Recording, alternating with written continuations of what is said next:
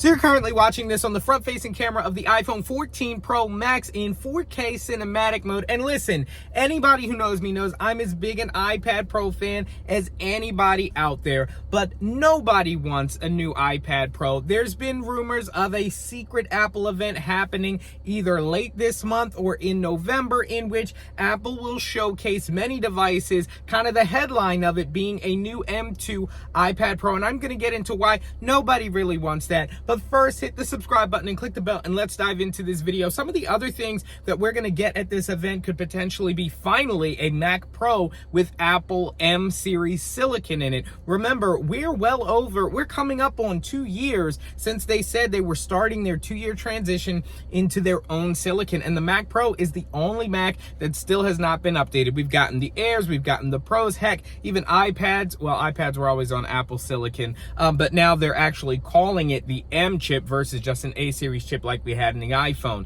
But we've got M series chips in every Mac except for the Mac Pro. So hopefully we'll see something stupid like a double Frankenstein M1 Max, M1 Ultra chip, now that we've seen those in the Mac Studio, which is kind of a hybrid between the Mac Pro and the Mac Mini. We're also supposed to get the M2 version of the Mac Mini, which could see up to 24 gigabytes of RAM and stuff like that. So that'll be a nice upgrade for a lot of folks. And we could even potentially see the debut of a refresh for the 16 and 14 inch MacBook Pros. Now, honestly, I think the 16 and 14 inch MacBook Pros are already stupid powerful. The M2 chip, from what we've seen in the M2 Air and the M2 13-inch MacBook Pro, are not that impressive in my book. I mean, sure, we'll take any upgrade, but it's not really deserving of a whole event, maybe a press release for those M2 MacBook Pros.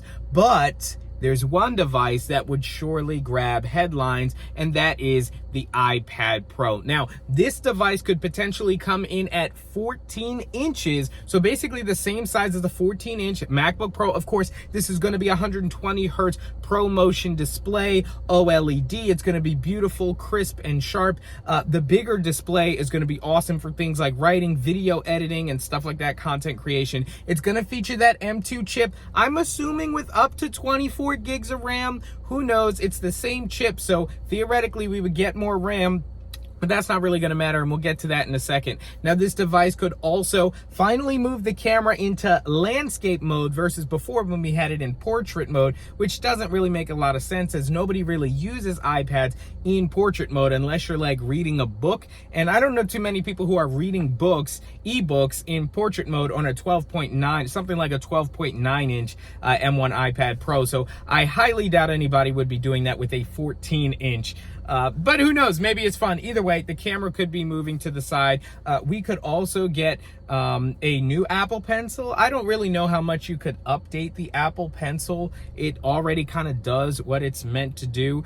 And we could also get wireless charging on this via a glass cutout on the back of the iPad for wireless charging, because seemingly they had tried to make the entire back of the new iPad glass, and they had some serious issues with that. When you get into a huge pane of glass like that, you know, you're gonna almost immediately crack it.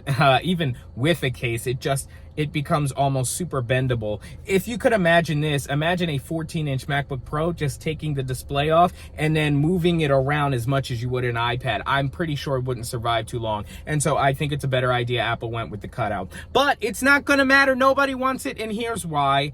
All these amazing updates I mentioned have one thing in common, and that is they are all hardware updates, and hardware has almost never been a problem with the iPad. No, it's been one thing, and that one thing is software. Now, yes, Apple is moving slowly in the right direction. We have things like Stage Manager, external display support now, but honestly, it is just not the Pro experience that people would want, even on a 12.9 inch form factor, yet let alone a 14 inch form factor, which would just make you want even more Pro power. And look, it's not even necessarily UI at this point. Stage Manager and external monitor support definitely help with that. It's software. Where is Logic Pro? Where is Final Cut? Where is the Apple collaboration on DaVinci Resolve? You see how slow they are to update that stuff. They made an eGPU with DaVinci Resolve. They kind of teamed up to create an external graphics card for Mac users using DaVinci Resolve. So they've obviously been shown to work closely together. Where's the DaVinci Resolve version for iPad Pro? We've had iPad Pro since 2015. Now, of course, the 2015 iPad Pro couldn't run a software like that, but certainly maybe since 2017 to 2018, certainly we could at least have had a watered down version. I mean, even Adobe started making their Premiere Mini, I forget what it's called, some watered down version of Premiere. I think it's called Premiere Rush.